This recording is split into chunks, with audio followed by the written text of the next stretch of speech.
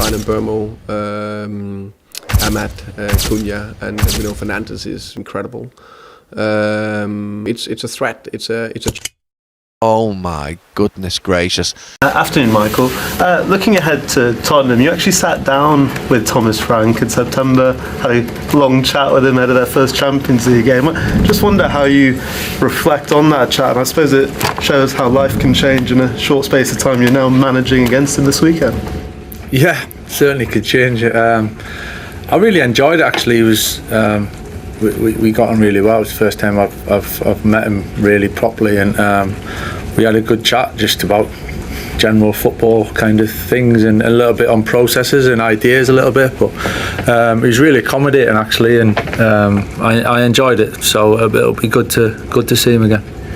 It's just over 19 and a half years ago since you signed for Manchester United from Tottenham. I know you, of course, played against them many a time, but you talk about your love for the club and how you fell in love with Manchester United. Can you pinpoint when that was after you made the move from London to Manchester, and maybe when that moment was for you?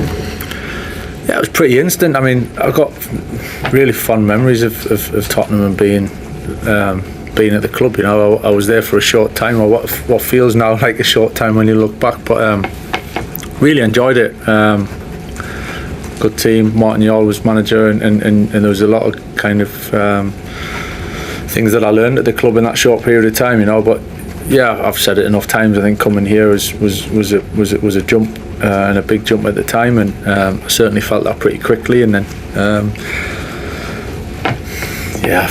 I think once you step inside this place as a footballer, then it kind of it turns you, and so pretty much from the first day, walking into the dressing room, meeting the manager, and from then on in, it was that was me. Having sat down with Thomas just that short time ago, what kind of challenge did Tottenham bring on Saturday? Well, they certainly bring a challenge. I think you can see, especially the way they finished the game the other day, and they've had, over a period of time, players injured and ins and outs, and a lot of changes to the team, which makes things a lot more challenging, a lot more difficult from their perspective. But getting players back, and they've got good attackers, really good attackers that look to stretch the back line and play forward and attack the box an awful lot. So it's something we certainly got to be aware of, and slightly different game to maybe what we've played over recent weeks in some ways, but we're looking forward to it. We're in a good place, and boys have worked well again this week. Again, feet on the ground. Let's not get carried away with what's gone on, but it's about what's next again. So big challenge ahead, but we're looking forward to it. And for yourself, obviously it's a great start, Michael, but has it even surprised you at how well it's gone to this point? To be honest, it was coming in at the very start, and then to get the game so quickly, it was kind of step by step. So I wasn't really looking too far ahead, and obviously people were saying at the time of the first two games at that point were standout games, and expecting a tough start, and in some ways that maybe helped, and to get the whole group and focused and alive, if you like, going into both games. But yeah, I didn't really look too far ahead, and I couldn't allow myself to do that. But certainly over time, we kind of got a vague idea of what we want it to look like coming through the door, and certainly since we've been here, that becomes a lot clearer in what direction we want to go in. And how we want to play, but certainly the three wins have been fantastic in different ways. So we feel confident we've got a lot of growth in the team and the squad, but it's coming from a good place. Hi Michael. Matthias de Ligt and Mason Mount weren't pictured in training the other day. When are you expecting those two to be back available for you? Yeah, probably Mason sooner.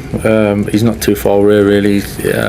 So we're hopeful it won't be too long at all for Mace. Matt a little bit. He's working his way back. He's taking good steps and he's improving. And it's been really positive. A little bit too soon at the moment, but hopefully it won't be too long as well.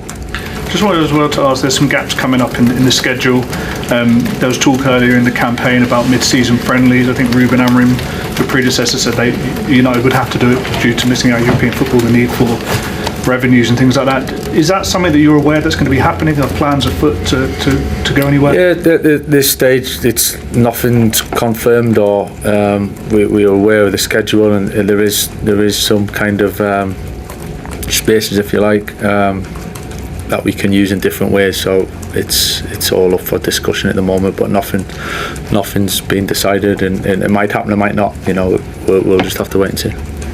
Michael, in terms of the kind of future of the football club and looking beyond like the next game, when it comes to shaping the squad for next season, does the fact that there is uncertainty over the manager's position, is that going to be a hindrance? You've been a player, you know what it's like. Do players want certainty about what's going to happen if they're thinking about coming here? The players have been spot on and fully focused, to be honest. I think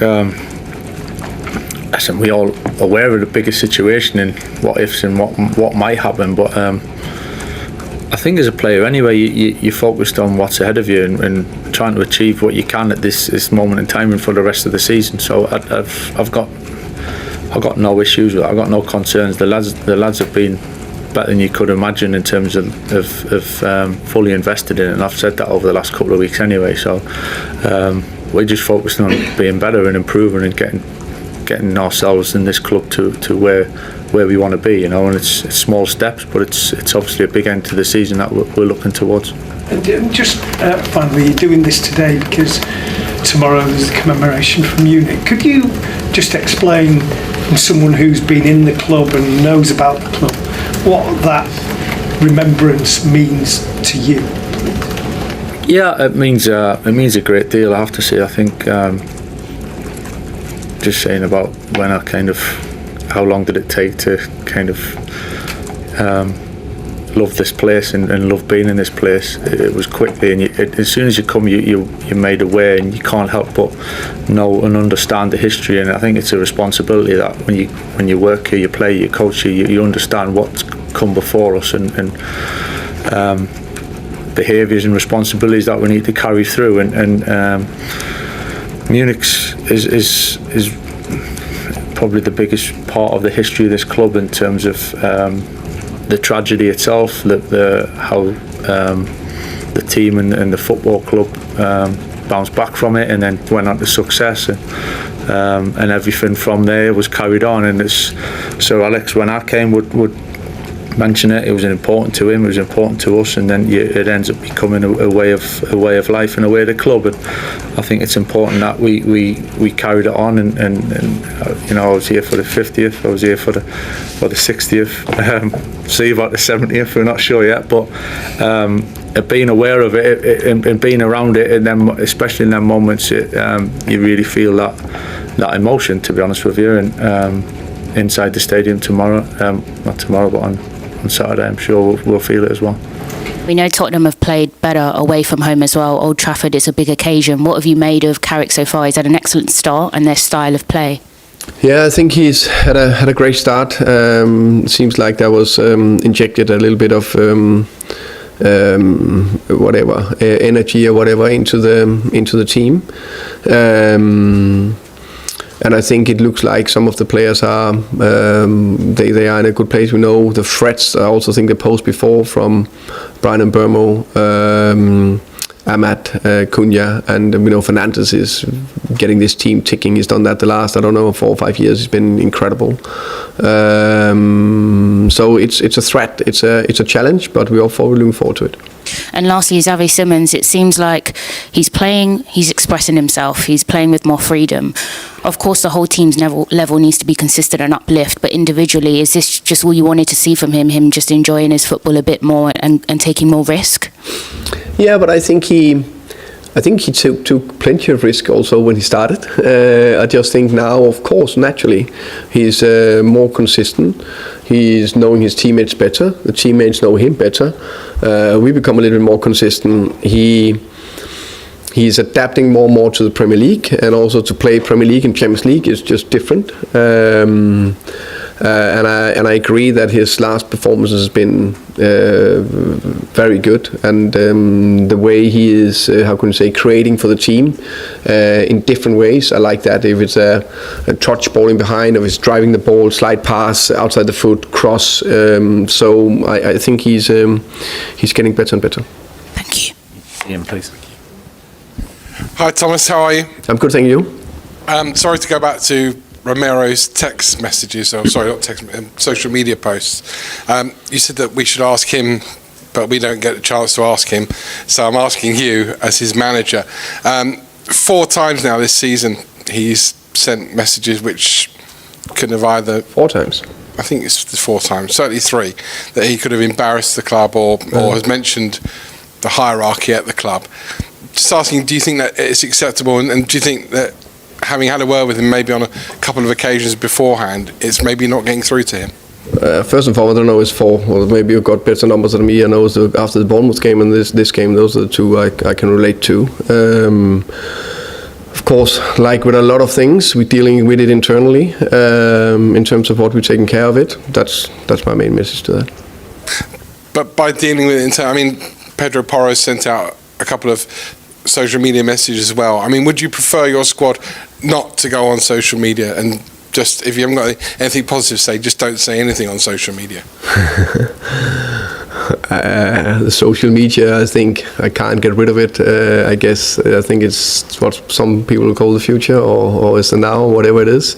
So it's out there, and one thing I do know, we all definitely put too much attention to social media, all of us, and it seems like everything was written on the social media is the truth. It's such a small number of people who are actually writing something out there, and everything we just take for no, that's the truth, which I think is a challenge in general, overall.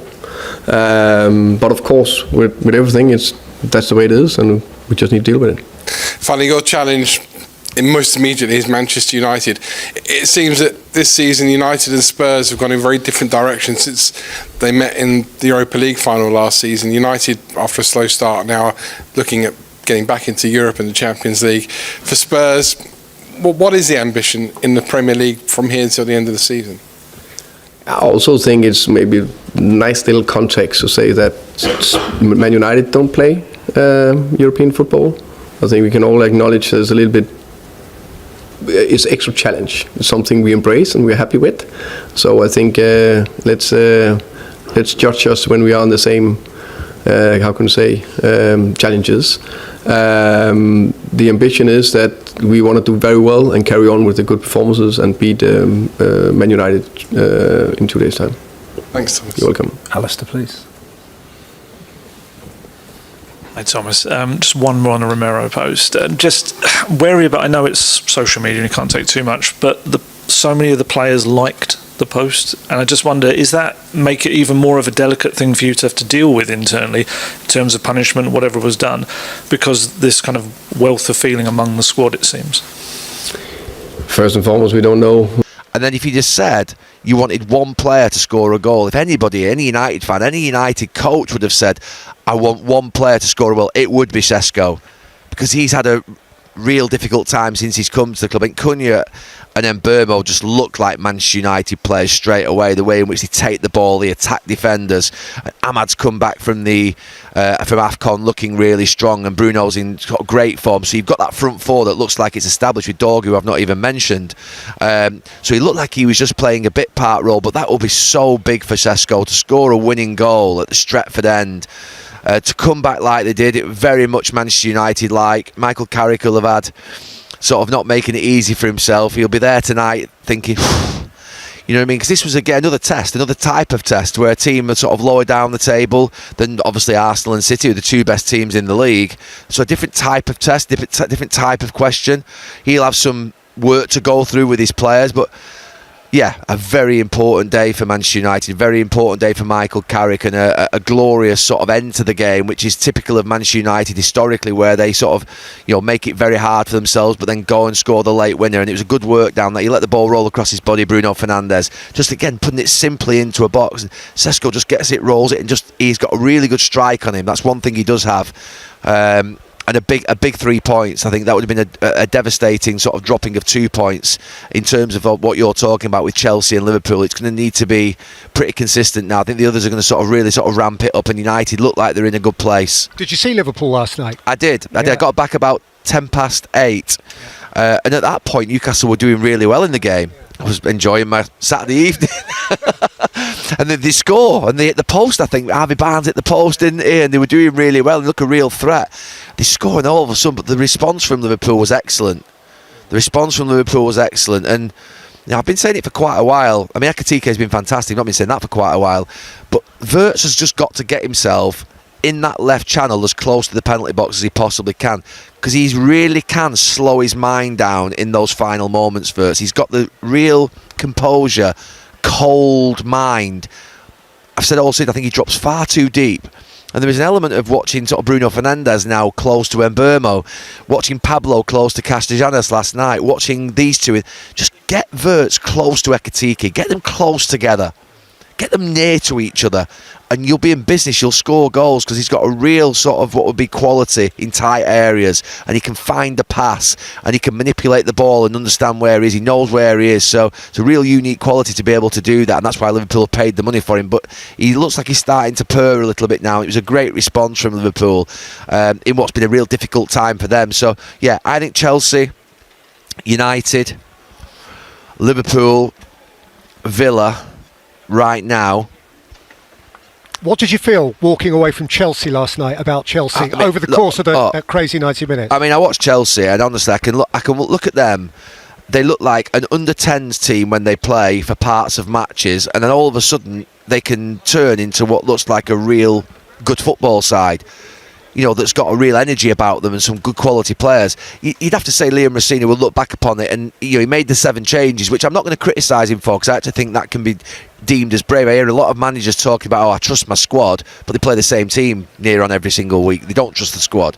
Actually, to change your players when he's had the sort of run of games that he's had is in some ways, he's admirable. He said to those players, I want you to go out there. He said to Gittins, he said to Delap, he said to Garnacho, he said to Hato at left back, Badiashile, get out there, go and play. I trust in you. Go and play. But too many changes. It's too many changes. I remember the most difficult games I had for United were near the end of my career. A couple of games whereby the manager would leave. He used to make 5 and 6, 7 changes regularly from sort of Wednesday to Saturday, because he did trust his squad genuinely. But when he made 7 sometimes in an awkward game, West Ham having prepared for a week in better form, you can get caught out with that lack of sort of familiarity with the other players. And it almost feels like you're part of the reserve team all coming in at once.